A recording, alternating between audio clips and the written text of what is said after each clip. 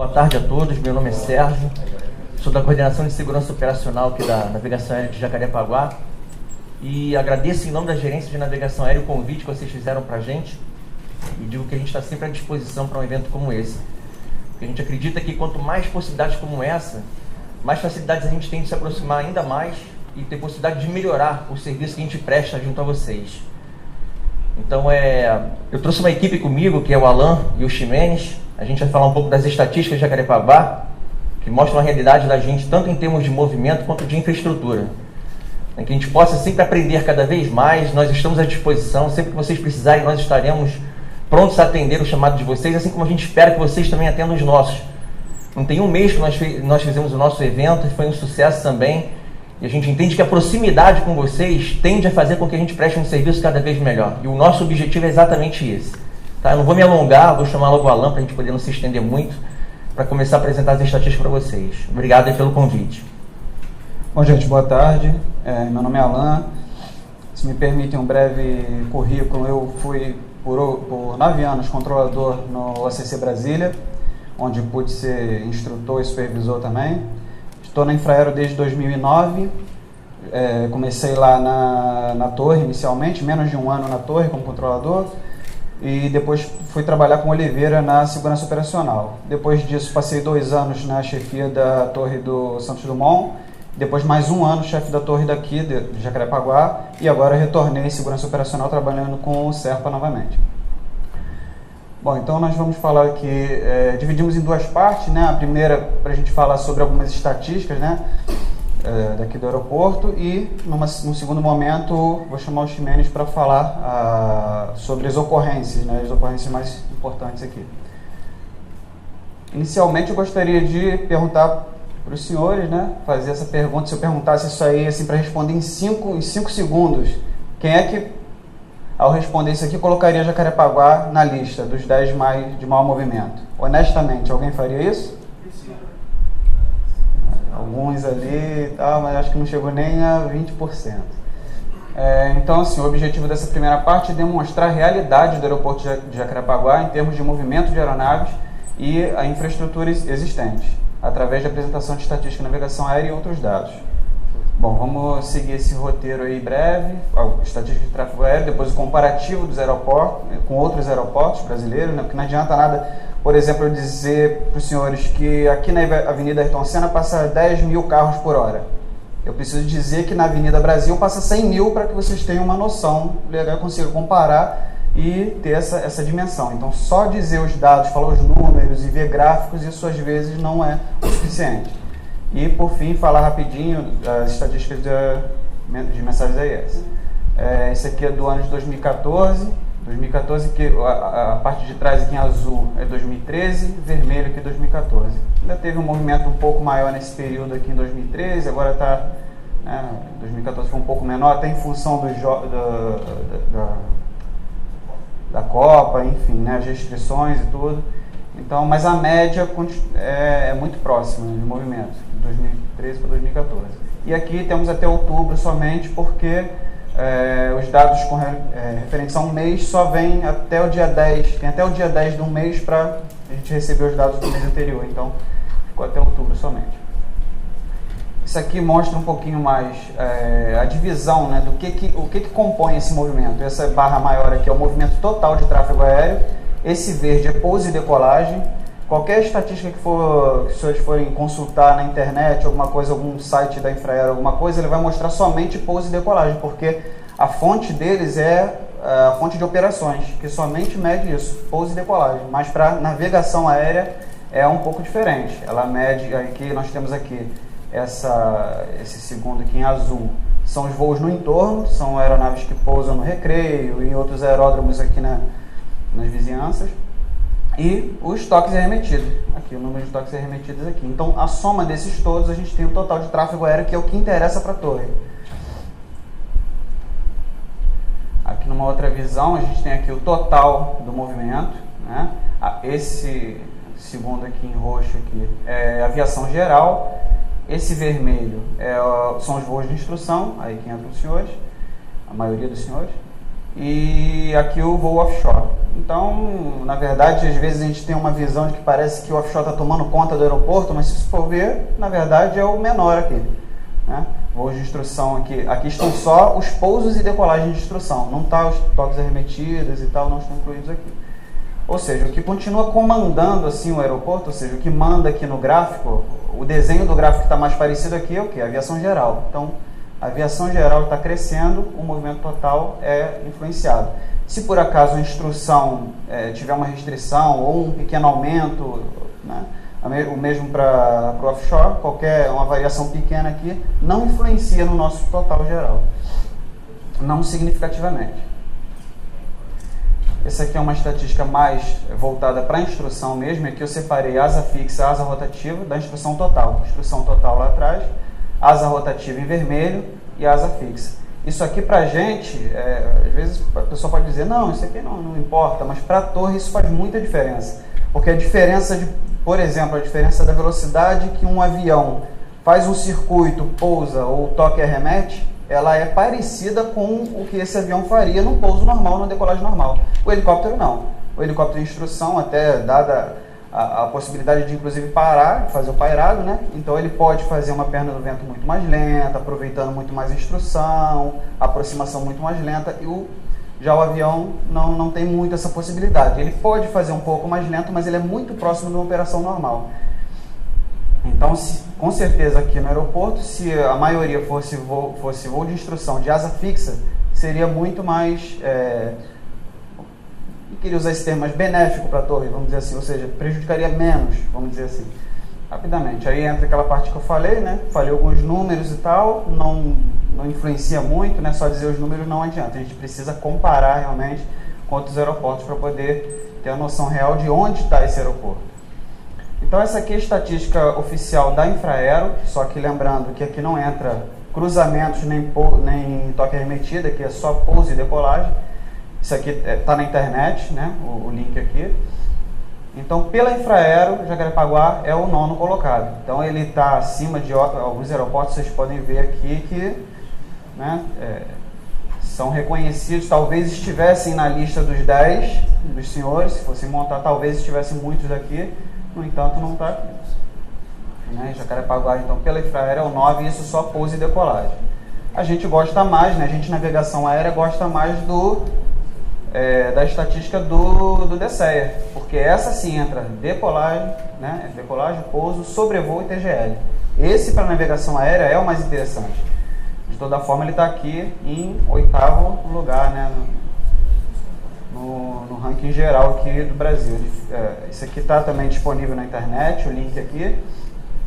Jacarepaguá está em 8º, mas assim, porque Campinas acabou passando o Jacarepaguá aqui, ó, com 10% de crescimento de 2012 para 2013, logicamente pelo incremento dos voos da Azul, que, né, resolveram utilizar aquele aeroporto e aí realmente aumentou demais, mas Jacarepaguá seria o 7º aqui. Esse aqui ficou bem pequenininho. Isso aqui foi tirado do ranking do DSEA, desse mesmo ranking, né, anterior aqui. Aqui eu coloquei só até o 15º, mas aqui eu coloquei todos. São 33 aeródromos que eles fizeram. E Jacarepaguá está aqui em 8º. Aqui eu vou explicar mais ou menos, ó, aqui a posição no ranking, o aeródromo, o movimento, número de voos anuais. Aqui esse percentual eu fiz o seguinte: Jacarepaguá está aqui, eu considerei 100%. Então, essa é a diferença de Jacarepaguá para os demais. Então, Jacarepaguá tem 10% a mais que Salvador, 16% a mais que Confins, e assim por diante. E 127% a menos que Guarulhos, isso é bem óbvio, né? E essa é a diferença. E aqui eu coloquei uma coisa que é interessante para nós na navegação aérea, que é para saber a estrutura que o aeroporto tem. Então, assim, aqui nessa coluna mostra, né, os aeroportos que tem a posição torre, logicamente posição assistente, posição solo, posição clearance e que possuem ATIS. Então daqui a gente vê que o Jacarepaguá, ele só tem a torre, o assistente e o solo. Ele não tem nem clearance nem ATIS. Então você vê que ele está realmente defasado, né, com um movimento muito acima de muitos aeroportos que tem toda essa estrutura. E você precisa de toda essa estrutura para poder atender esse movimento. Você não consegue manter esse movimento com segurança, né, se você não tem uma estrutura física, se você não tem efetivo, enfim, uma série de questões. Então nós só temos aqui o Campo de Marte, que também não tem clearance, porém tem ATIS, e isso aqui faz uma diferença muito grande. Né? Se for olhar aqui na lista, o próximo aeroporto que se compara aqui com Jacarepaguá, vamos dizer, temos Ribeirão Preto, que não tem clearance, e Campo Grande também não tem, porém tem ATIS. E Uberlândia está aqui em uma situação pior, enfim, eu acho que só aqui em igualdade de condições mesmo a gente vê aqui São José dos Campos, né? Só que ele tem as mesmas condições de Jacarepaguá, porém Jacarepaguá tem 407% a mais de movimento. Então a gente vê aqui uma defasagem bem grande. Então se nós tivéssemos isso aqui, ia levar muito mais a segurança, enfim. Aqui um quadro aqui que eu retirei também dos dados, aqui foi dados mesclados, do DCEA e da Infraero. Com a média diária de movimento dos aeroportos, eu peguei aqui, acho que são os 15 primeiros, média diária, média da hora pico e o percentual de voos IFR do aeroporto. Aqui eu vou explicar melhor que eu separei, eu fiz 3 rankings aqui, nos próximos quadros vocês vão entender melhor que eu vou separar cada coluna dessas aqui. Primeiro da média diária, primeiro desse de percentual IFR. A gente pode reparar aqui na lista que Jacarepaguá é o que tem o menor percentual de voos IFR. Voos IFR eu vou explicar. É o plano de voo IFR, é a intenção de voo em rota IFR. Logicamente, Jacarepaguá só opera visual, então não tem voos IFR propriamente dito. Se for reparar aqui na lista, o único aeroporto da lista dos primeiros, dos mais movimentados, o único que não opera IFR é Jacarepaguá. E todo mundo sabe que o voo visual ele dá muito mais trabalho para o controlador. Acredito que os senhores também tenham essa visão. Sabe que quando está voando o IFR, o APP, enfim, o voo é feito, entra no procedimento, só entra para falar com a torre mesmo, já quando está na final ou muito próximo disso. Né? Não exige muito mais habilidade ou muito mais instruções do controlador nem nada. O visual precisa de muita instrução nele. Então, assim, Jacarepaguá é o único que não opera instrumentos nos demais. Então, assim, ele tem 34% de intenções de voo IFR, apesar de não voar IFR. Os demais, todos operam IFR e aí fica muito mais fácil. Né?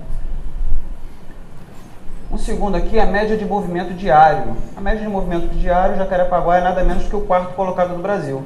Então nós temos 459 movimentos diários, isso é a média dos dias pico dos meses de 2014.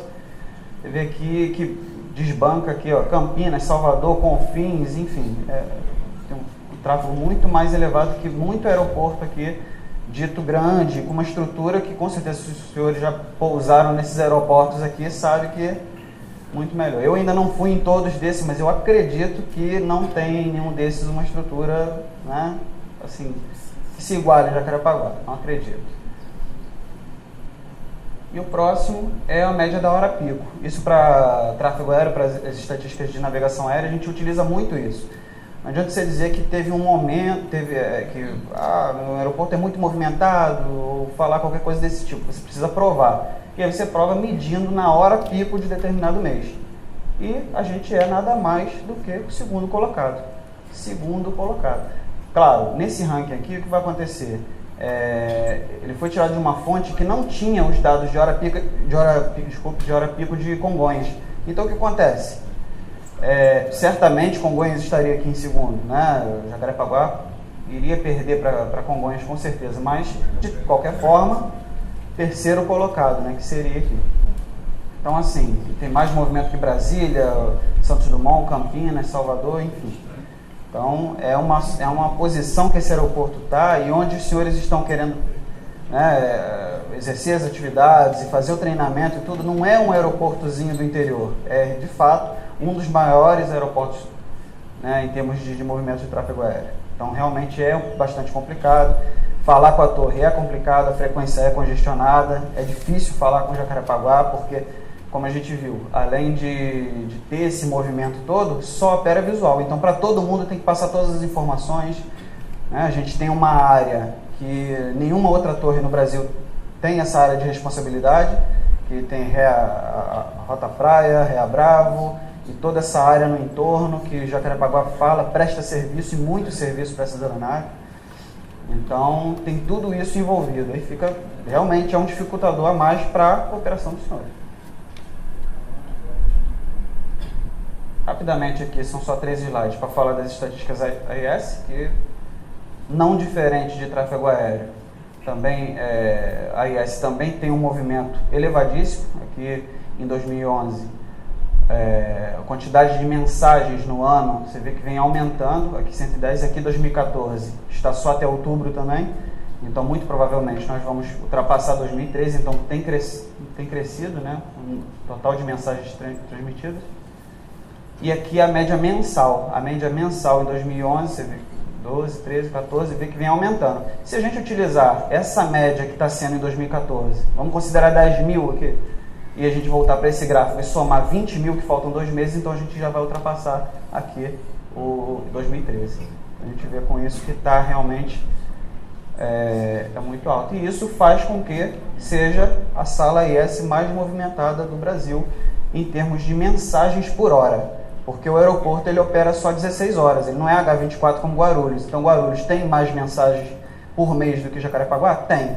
Só que isso é diluído durante a madrugada, durante todas as 24 horas. Jacarepaguá tem uma quantidade um pouco menor, diluída em muito menos tempo, que são 16 horas. Então, ela supera BH, Guarulhos, enfim, supera todas as outras. É a sala AIS mais movimentada do Brasil.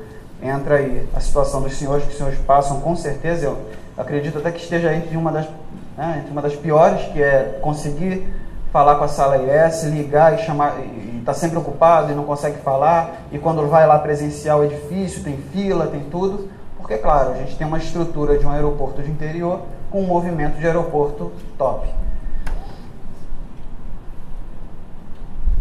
Resumindo, só para falar um pouco mais do que a gente falou aqui, resumindo. Jacarepaguá é o 9º mais movimentado, segundo a Infraero, é o 8º mais movimentado, segundo o DSEA, 4º colocado na média de movimento diário, 2º colocado na média de movimento da hora pico, que é uma coisa que é uma das mais importantes que a gente utiliza. Não opera IFR, não tem seu tráfego sequenciado por um app, isso aqui muda toda a história. Quando eu cheguei em Jacarepaguá, eu vi, quando eu estava fazendo a instrução, isso em 2009, isso já mudou bastante, está bem mais. Em 2009, eu vi 8 aeronaves na perna do vento sendo sequenciadas por um controlador de torre. Eu no ACC, tudo bem, já vi 26 numa sequência, ok, mas no ACC, numa área de milhões de quilômetros quadrados. Então, mas para uma torre, 8 realmente, tem muito app aí que não sequencia 8 aeronaves. Isso foi o que eu vi, mas eu já ouvi 13, já ouvi outras histórias aí de bastante aeronave na perna do vento. Isso não existe em lugar nenhum do Brasil, eu digo até que do mundo não é muito fácil de encontrar isso não. Pode existir sim, mas não é muito fácil. Então, olha lá, não opera H24, a carga de trabalho está concentrada em 16 horas de operação, não possui ATIS, as informações meteorológicas são transmitidas pelo controlador, não possui a posição operacional clearance. O que acontece? Você chama no solo, precisa de uma autorização, em vez de conseguir, nesse momento, em vez do solo ir processando o seu voo, autorizar o táxi e tudo mais, dar essas instruções, ele pega o telefone para pedir a sua autorização, porque é ele que faz isso, não tem uma posição para fazer isso. Ele para e faz isso, liga para a CC ou para a app, quem que seja, para pedir a autorização do seu voo, conseguindo essa autorização e retorna para os senhores, e aí sim emite as demais autorizações para iniciar táxi, esse tipo de coisa. Então, isso tudo são coisas que atrasam o voo bastante, né? Tem a maior área de responsabilidade atribuída a uma torre no Brasil, isso eu já falei. Supera em mais de 4 vezes o movimento de aeródromo com estrutura semelhante, que é São José dos Campos. Se alguém aqui já foi em São José dos Campos, eu estou dizendo que é semelhante, mas lá é melhor. O efetivo é o menor dos 20 aeroportos mais movimentados do Brasil. Se for pegar o efetivo que tem, então isso afeta, né, na segurança e afeta no cansaço do controlador, enfim, aquela cordialidade que muitas vezes, que eu acredito que Jacarepaguá seja, 99% das vezes é uma atitude cordial do controlador, a gente vê isso o tempo todo, porém, chega uma hora que satura, né, a gente sabe disso, e aqui com um pouco mais de facilidade em função de não ter, de o controlador ser muito exigido. Isso aqui é importante, ó, a perna do vento do circuito de tráfego localiza-se nas costas do controlador. Então, ou ele olha para a pista ou ele olha para a perna do vento. Então, isso é um dificultador a mais. Muitas vezes as pessoas não pensam, né? Não veem isso, mas não, o controlador está ali. Normalmente, a torre fica numa posição que vê a pista e vê a perna do vento. Muito mais fácil, muito mais tranquilo, emite autorização, fica mais fácil. Dessa forma, não.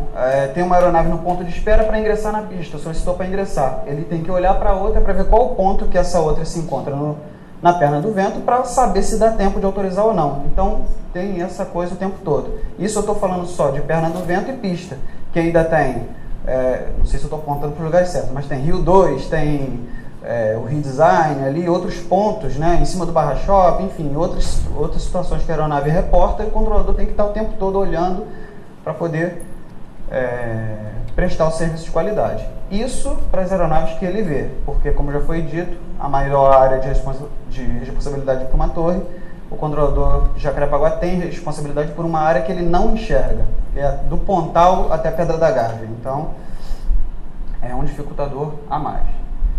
Né? E, por fim, aqui possui a sala IS de maior movimento do Brasil. Então, assim, é um aeroporto complicado, é congestionado. Precisamos, com certeza, da ajuda dos senhores para compreensão e tudo mais, né? Compreensão também das autoridades, de poder ver o aeroporto, ver o que acontece aqui, para poder ajudar, né, a implementar algumas melhorias, alguma coisa. E, concluindo, o Jacarepaguá está em muito defasado dos demais aeroportos brasileiros em termos de infraestrutura. Dentre as várias características, foram essas que a gente viu, encontrado nos 20 aeroportos mais movimentados do país, que são elas, né, implementadas para possibilitar a absorção do elevado volume de tráfego que operam. O Jacarepaguá é desprovido da maioria delas. Então, rapidinho aí falamos das estatísticas de tráfego aéreo, né? Elas sozinhas não fazem muita diferença, então precisamos fazer um comparativo com outros aeroportos, e é aí que dá a real noção de onde está Jacarepaguá. Simplesmente dizer os números sozinho não faz muita diferença. Por fim, falamos das estatísticas de mensagens AIS. E aí eu acredito que tenha podido, né, demonstrar a realidade do aeroporto de Jacarepaguá em termos de movimento de aeronaves e comparando com a infraestrutura existente. E é isso. Muito obrigado. Vou chamar o Ximenes para prosseguimento. Vamos lá. Esse é o nosso objetivo. Nós vamos fazer um comentário, tá? Nada muito profundo. Tive que resumir bastante devido ao nosso tempo. E vamos falar daquelas ocorrências mais constantes, né? Aquelas que mais ocorrem na ATZ de Jacarepaguá. Esse é o roteiro dessa nossa segunda parte. Não são todas, essas são as mais frequentes que ocorrem, são as que mais, vamos dizer assim, no ano passado e esse, deram aso a que fossem feitas apurações e decorrentes investigações. Bom, aqui nós vamos interagir, tá? Nós vamos interagir no seguinte aspecto. Quando a gente olha aqui para essa faixa, né, desse primeiro assunto nosso, que é efetuar o táxi sem autorização, qual é a primeira coisa que vem assim à cabeça de vocês? Vocês podem opinar. Alguém quer opinar? Eu gostaria que alguém falasse alguma coisa disso aqui. A barra de parada. Sim. Isso, no ponto de espera, né? No sentido que você cruza sem autorização. Exatamente. Apesar de ter essa compreensão, né, todos nós temos, ou seja, acabou de pousar, nós vamos encontrar de cara a parte pontilhada, não é isso? Passo varado, né? Não é isso? Não para. De modo que a caudazinha fique o quê? Após. Se eu estou taxiando para o ponto de espera, o que eu vou fazer? Vou chegar por esse sentido, né? Se eu encontro ela contínua, eu tenho que parar. Independente, no geral, independente de qualquer determinação do controlador.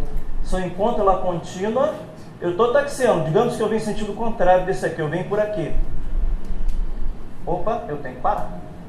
Se eu posei, livrei, cabeceira 02, opa, cruzo varado. A gente vê muito muitas situações da aeronave para antes ou então sobre. No caso de pouso de aeronave na pista em uso, não existe separação suficiente, porque isso aqui é a marca demarcada matematicamente, de modo que não haja risco ao pouso da aeronave ou decolagem. Tá? Falo isso, né, devido à grande ocorrência. No geral, eu observo que no caso, no geral, as escolas praticam bem isto, né? Por exemplo, acabou de pousar, cruzou, para. Táxi qualquer que seja, Eco, Bravo, Charlie. Efetuar o táxi sem autorização e fora da escuta do órgão do controle. O que eu quero dizer? Uma situação muito comum, é básico, mas é bem comum. É o pouso, efetua-se cruzamento, a aeronave não consegue contato com a torre, não com a torre, com o solo, né?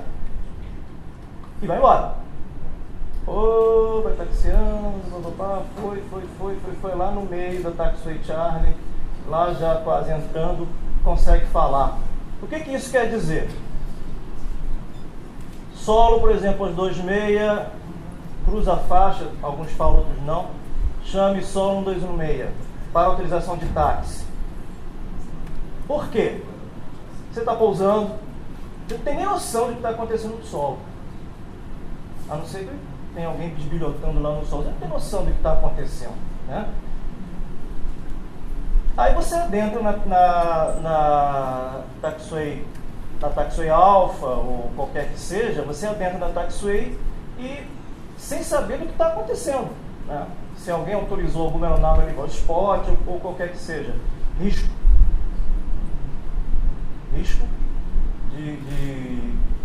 de acidente. Eu vou até dizer uma coisa aqui. Algumas atribuições que nós temos aqui, vocês vão falar, pô, mas isso aí é atribuição do controlador de voo. É ele que tem que fazer, ele que tem que dizer. Sim, eu vou concordar com vocês que é realmente. Porém, nós estamos falando aqui de prevenção. Então, por exemplo, como existe na IMA que diz, se uma autorização não ficou boa para você, se ela não está legal, se ela não está conforme, né, você espera, você pode pedir. Se você não entendeu, você confirma. Se você está achando absurdo, você confirma novamente. É por aí. Eu vou entrar nesse assunto mais à frente. Vejamos aqui. Essa questão de livrar a pista de taxiway diferente da autorização dada pela torre de controle, por quê? Não é que a pessoa esteja fadada, obrigado, eu vou livrar naquela taxiway e acabou. Não tem como.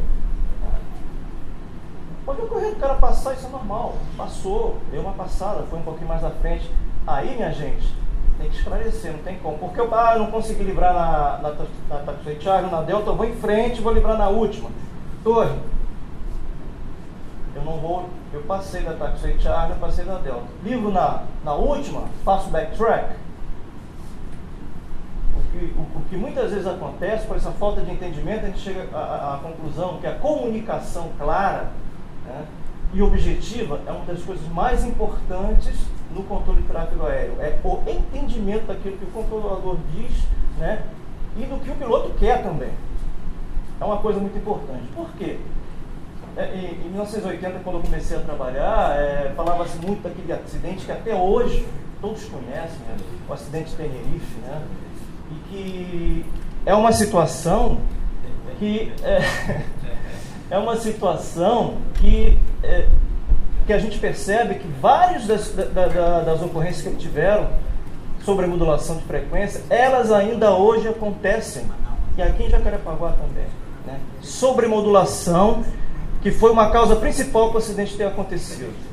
Foi a sobremodulação em que duas aeronaves falaram ao mesmo tempo, a outra não entendeu e deu aquele acidente trágico. Então,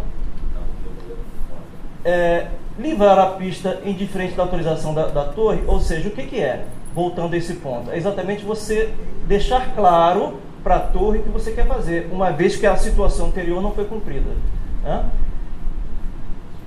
ainda nesse tópico, manter a escuta da torre quando em áreas de treinamento no solo. Por quê? Principalmente o quê? Eu tenho que estar na escuta que Vou dar um exemplo, emergência.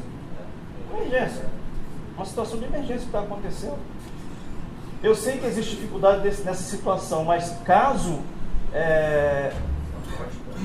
isso ocorra, vai ser complicado. Se a aeronave estiver fora da escuta da torre e aquela área, né, for afetada por qualquer tipo de emergência, vai ser complicado. Esse aqui não é muito afeto a vocês, que realmente o reboque sem autorização e fora da escuta é mais para o pessoal do solo, não é isso? As pessoas que fazem esse reboque. Acontece demais. Muito mais que vocês possam perceber. É um reboque sem autorização e fora da escuta, ingresso em área controlada, sem autorização. É muito complicado, porque existe planejamento de controle solo. E quando ocorre esse reboque sem autorização, e principalmente fora da escuta, é o quê? O cara está lá, aí pega o rádio do outro, sei lá, não sei como é que é a situação, porque eu não estou lá para ver. O solo, fulano de tal solicita reboque do acesso 2 para o acesso 4. O solo. Ok, autorizado o reboque do acesso 2 para o acesso 4, adeus. O cara entrega o rádio para o outro e vai embora. Vai fora da escuta.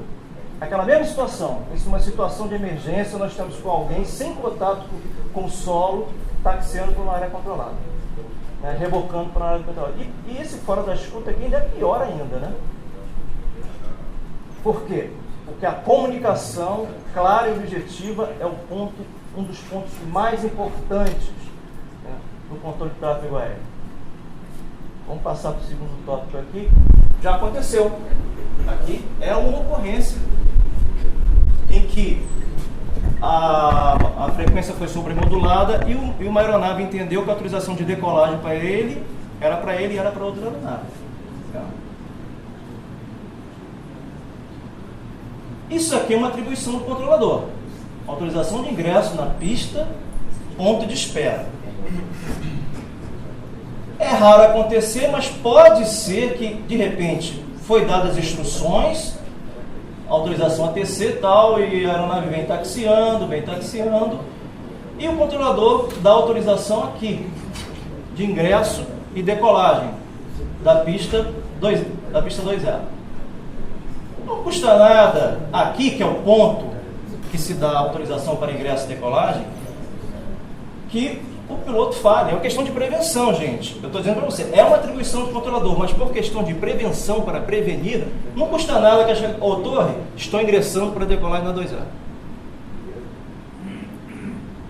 Questão de prevenção, tá? Não estou dizendo que isso aqui seja uma atribuição do piloto, não estamos dizendo que o piloto tem a sua contribuição aqui de responsabilidade. Outra coisa de autorização condicionada que tem muito a ver. Gente, prestar atenção na questão das autorizações condicionadas. Eu particularmente, eu condeno esse tipo de autorização. Procuro nunca fazer autorização. Tipo, após o pouso do Robson 22, autorizado. Está errado o que eu estou falando, viu? Na fraseologia que eu estou falando que está errado, mas a gente vê muito isso. Após o pouso do Robson 22, na final curta, autorizado a alinhar e manter. Se congestionar essa autorização, ou se sobremodular essa autorização, a pessoa ingressa na frente do Robson 22. Aconteceu já. Tudo que eu estou falando aqui, gente, já aconteceu. Isso aqui não é uma previsão. Isso são fatos reais. Tá? Então, atenção. E o que pode evitar isso aqui, gente? E geralmente, quando o tráfego está pegando, ninguém quer cotejar nada, né? O tráfego está pegando, eu quero pegar minha autorização e me mandar ou me safar. O que pode evitar grande parte dessas ocorrências aqui é o quê? O cotejamento. Então, se vocês forem lá na ICA, na fraseologia, na parte quais são as instruções que devem ser cotejadas, que são obrigatoriamente a ser cotejadas, aí vocês vão ter uma surpresa, né? É uma lista. Né? Aí, essa aqui é interessante. Interessante, gente, no bom sentido, tá? Porque é trágico. Decolagem de pista contrária autorizada. Aí vocês vão dizer, mas espera aí, eu venho por aqui, venho taxiando, ingresso, mas o controlador não está vendo que é a pista 2.0, como é que eu decolo de uma pista diferente? Nesse caso aqui, ó, conseguiram identificar? Aqui eu estou no meio da pista, se eu não prestar atenção no que está acontecendo, uma pista 2.0 que 90% das vezes ela é usada, eu estou aqui, se eu não estiver atento, com os 2 ouvidos e os 4 olhos abertos, eu posso decolar de pista contrária, já aconteceu. Com a aeronave, final para pouso na 02, ingressou, decolou. Não bateu, 2 helicópteros, a maniabilidade é muito maior, né? Mas se fossem 2 aviões, ficaria mais difícil. Né? Definição da saída após a decolagem, gente, atribuição do controlador de voo, mas o que acontece muitas vezes é a questão da prevenção, tá? Acionou, Yankee Lima Victor, aqui aciona, aí o controlador naturalmente das instruções, né, reporta para o táxi. Muito comum isso em aeronave de treinamento. Autorizado para o táxi, ponto de espera, pista 2.0, chame a torre 184. Foi. A saída dele é por onde? Alguém sabe? Eu não falei qual é a saída. Eu não sei se ele vai curvar à esquerda, não sei se ele vai curvar à direita. O controlador é recebido na torre de 5 a 6 fichas eletrônicas de uma só aeronave. Se o controlador pegou uma diferente daquele que ele está fazendo, ele pode fazer uma curva para a esquerda, o controlador está esperando de fazer uma curva para a direita. É atribuição do controlador definir? É. Mas se não foi definido, não custa nada o piloto perguntar. Né? Certo?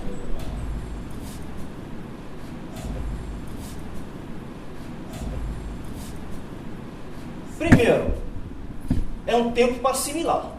Né? Eu levo um susto, todo mundo que leva um susto leva um tempo para assimilar. Segundo, será que eu errei? Olha só, isso é tudo que o cara está pensando. Será que eu errei e mandei o cara ingressar? E não, isso em fração de segundos. E o que eu vou fazer agora? Né?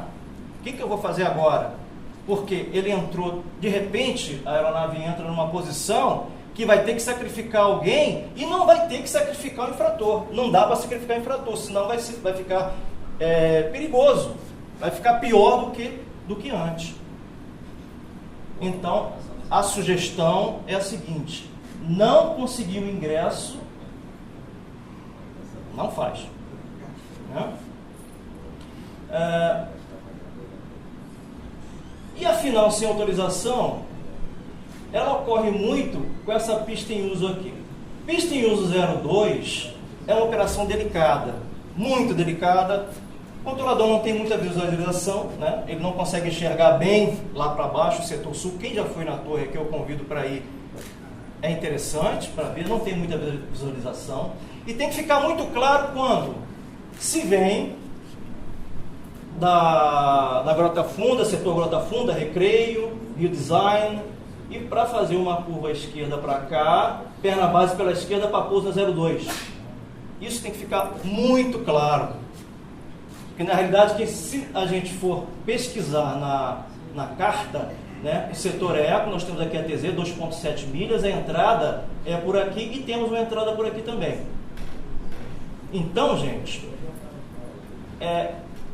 volto a reafirmar que tem que ficar bem claro, entendido, objetivo. Não é assim, eu acho que ele falou aquilo, não pode. Tem que ficar claro, as coisas têm que ser muito claras. Eu não estou falando aqui de fraseologia, prestem bem atenção. Ainda não cheguei lá. Estou falando de clareza, de cada um saber o que está fazendo. Essa pista 02 tem essa particularidade e geralmente acontece mais com aeronave de plataforma, né? Quem chega das plataformas já vem, né, naquela intenção, se a pista 02 estiver em uso, naquela intenção de prosseguir, porque é mamão com açúcar, né? Eu estou chegando daqui, ó, já venho direto. Tem gente que vem até já, só basta dar uma quedinha para a esquerda, corrigir, tá, opa, já estou na prova, coisa boa, né? Bom, só que muitas vezes não dá para fazer isso. Eu adoraria fazer isso todas as vezes, né? Mas só que muitas vezes não dá para fazer. E muitas vezes tem que aguardar, e muitas vezes os pilotos também não gostam de ficar aguardando, girando, e aí começa, né? Então, quando a pista 02 estiver em uso, gente, muita atenção e para saber, né, o que realmente, né, eu sei que as atribuições dos instrutores, né, e tanto também dos alunos, elas são muitas dentro da cabine de comando. Eu sei que é complicado, mas na questão de prevenção a gente tem que arrumar um meio, né, de poder conciliar tudo isso, porque senão a coisa complica. Aí, dentro ainda desse ingresso no circuito final sem autorização, eu queria lembrar uma coisa aqui que acontece.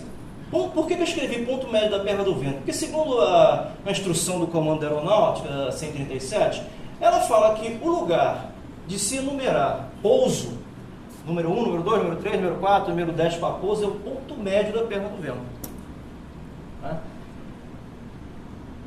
Eu vejo muitas vezes, né, a situação, isso é uma atribuição do controlador, tá, gente? Ponto médio da perna do vento é onde, e eu vejo muitas vezes as pessoas, os pilotos querendo saber qual é o número para pouso, o cara ainda não ingressou na TZ. Pior que muitas vezes é até dado, né? Então, ó, ponto médio da perna do vento é onde se enumera para pouso. Fica complicado? Algumas vezes fica assim. É difícil? Algumas vezes é assim. Eu uso um artifício que é assim, eu mando seguir, né? Quando está fora, mando não, né? Porque fora da área controlada eu não posso controlar, mas peço que siga, né? Sugiro que siga o tráfego, aí quando chega no meu ponto médio da perna do vento eu numero. Siga o Serra 92, Robson 22, siga o Citation, e coisas desse tipo, né? Para que quando chegar aqui eu possa numerar. Porque muitas vezes, como a gente não tem visão, a nossa visão e a nossa vontade podem nos enganar, né? São os maiores enganadores que existem do nosso espírito, né? A nossa vontade. E, bom, isso que nós estamos aqui colocando, procurando esclarecer para vocês, do que seja ingresso final sem autorização, pista 02, ponto médio, são coisas que vocês poderiam dizer, como eu falei no início, coisas básicas, não efêmeras, mas coisas que de uma certa maneira chama a gente. Mas por que isso acontece em Jacarepaguá, né? Por que essas situações, deixa eu voltar aqui um pouco, fonia congestionada, sobremodulação, autorização de ingresso no ponto de espera, muitas vezes tem que ser dado e o controlador não informa, o cuidado com áreas condicionadas, cruzar essa faixa, isso aqui é uma coisa primordial, básica e primordial. Por que tudo isso acontece? Porque muitas vezes falta uma interação da navegação aérea com as escolas de pilotagem. Não é isso? Porque esse tipo de coisas aqui, eu estou comentando isso aqui com vocês agora, mas eu acredito que os que estão aqui nunca mais vão esquecer isso. Se alguém alguma vez cometeu essa espécie de ação, não vai mais cometer, não é? Então, essa interação que vocês acertadamente fizeram hoje, né, de estarmos aqui conversando e falando sobre tudo isso, né, vai tentar evitar que essas coisas ocorram, tá, gente? Na parte de navegação aérea, a instrução de cada um de nós é de esclarecer. Eu tive por 1 ano e meio fazendo apurações das ocorrências de tráfego aéreo, por isso que eu tive essa visão, né, poder trazer isso para vocês, e digo que 80% das situações elas podem ser mitigadas, elas podem ser amenizadas, né? desde que haja, né, uma vontade, né, de interação. Esse aqui foi o nosso roteiro dessa segunda parte. Então, em efetuar o táxi sem autorização, fora da escuta do órgão de controle, fora da escuta e também, né, são duas coisas que se sobrepõem que são altamente perigosas. Efetuar o táxi sem autorização e fora da escuta. Livrar a pista em taxiway diferente da autorizada pela torre. como eu falei, ninguém está destinado ao fatalismo. Falou que vai livrar na Charlie, tem que ser na Charlie, senão todo mundo morre, não é isso. Passou da Charlie, torre, como eu falei anteriormente, prossigo para o final da pista ou faço backtrack? Pronto, matou, não tem mais situação que possa. Manter escuta quando em áreas de treinamento no solo. Isso aqui não tem muito o que comentar, né? Reboque sem autorização fora da escuta, que é mais, isso é mais atinente ao pessoal que faz o reboque, né? A parte pessoal de solo. No pouso e decolagem sem autorização, nós temos aqui as causas que são fonia congestionada, que não tem como, nós vimos aí pelo Alan, falou aí na apresentação anterior, que implica fonia congestionada o alto movimento, que é o segundo maior, não foi isso? Foi o segundo maior, né? E que também, o que decorre? Sobremodulação de comunicações. Vai sobremodular, porque está todo mundo querendo fazer o seu, né? E quando o tráfego está complicado, muita movimentação, esses dois aqui ocorrem e muito, né? Fatores que estiveram presentes no acidente de Tenerife: fonia congestionada, sobremodulação de comunicações, 583 mortes de uma vez, né? Quem tiver interesse, vai lá no site, é tenerife.com, está lá todo o histórico, que ainda tinha um fator complicado, que era o inglês. Quer dizer, o Panam falava inglês, claro, né? Não tinha como, mas nós tínhamos o KLM, que era holandês, e tinha mais outro, eu não me lembro, tinha mais um, o espanhol. Ah, sim, os controladores eram espanhóis. Veja a miscelânea, né? Controlador espanhol, o holandês e só o Panam, né, que falando fluentemente, toda a vontade na língua, né? Causou o quê? Causou o acidente. Foram esses dois fatores aqui. Tem problema, o acidente tem problema de infraestrutura também, mas isso aqui, coisas simples, né? É um tiro de canhão, não vou dizer um tiro de canhão, mas um tiro de pistola matando um gigante. Foi o que aconteceu, coisas simples. Essa aqui é a atribuição da torre, que é a autorização no ponto de espera, né? Se a torre deu muito antes, chega no ponto de espera, a torre vai ingressar conforme para a decolagem. Autorização condicionada, muito atento, tá, gente? É importante que isso seja, que bote atenção nisso aqui.